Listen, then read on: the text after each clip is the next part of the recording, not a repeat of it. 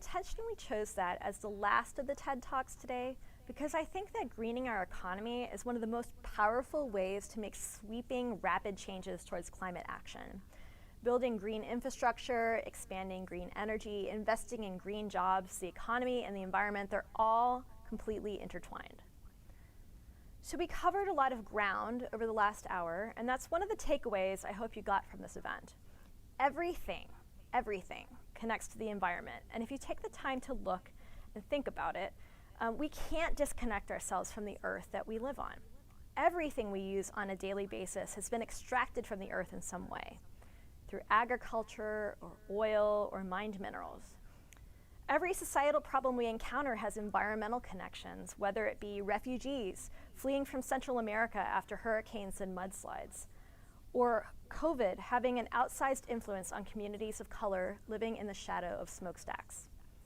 Without working towards environmental justice, we will not be able to get to the root of many of these concerns.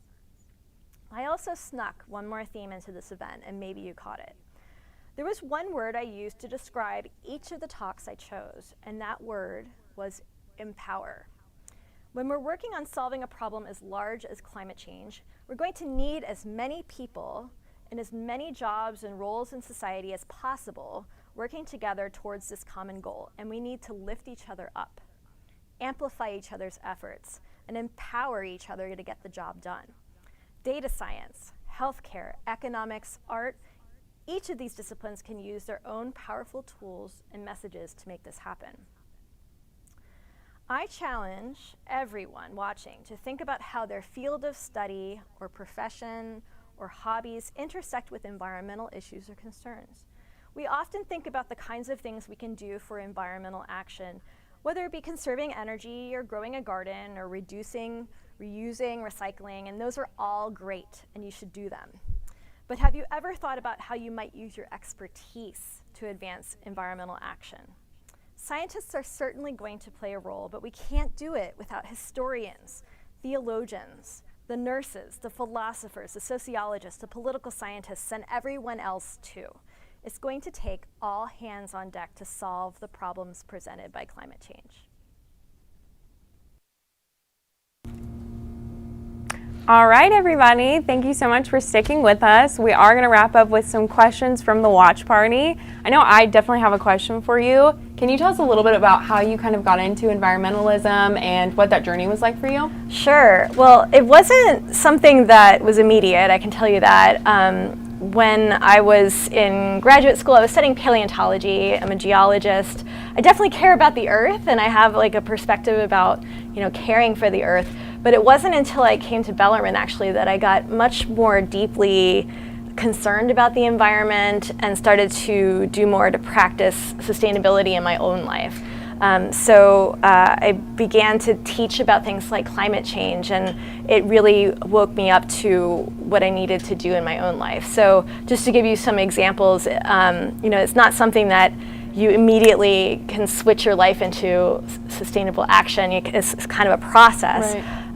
So of course, things like recycling more and more and figuring out where certain kinds of items can be recycled if you can't get them out to the curb. Where can you take these different items?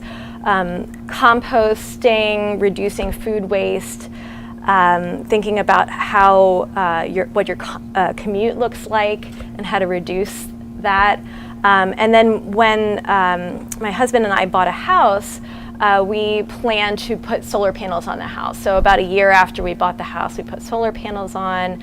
And it's just a gradual thing. Every year, New Year's resolutions, what can I add? Right. What kinds of goals can I set for, Earth Day this year? And so it's every year adding more and more to that practice of sustainability. That's awesome. So what are some things that like a college student like myself could do every day just to kind of build on those practices?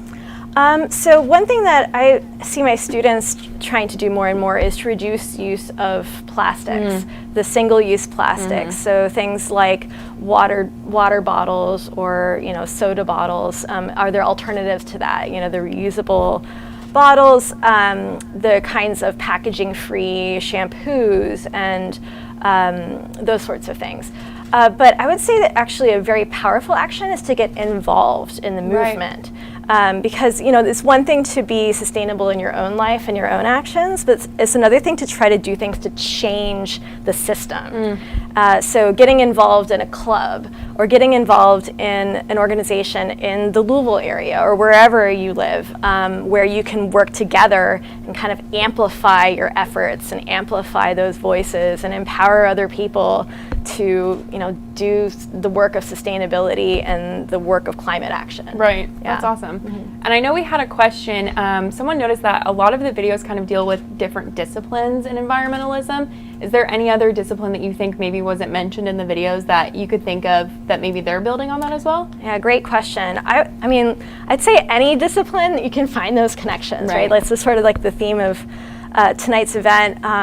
But we're here in the communications department. You think about the way that we do arts and technology and everything else. Theater can incorporate sustainability. You think about the kinds of props and set design and the reuse of materials and being not only sustainable but also frugal in the way that you obtain these kinds of objects, or the wood that you build the sets with. Like, that's a great way to be sustainable. And so there's intentionality that you can kind of build into just about any discipline if you really think about what it means to be sustainable in that kind of world.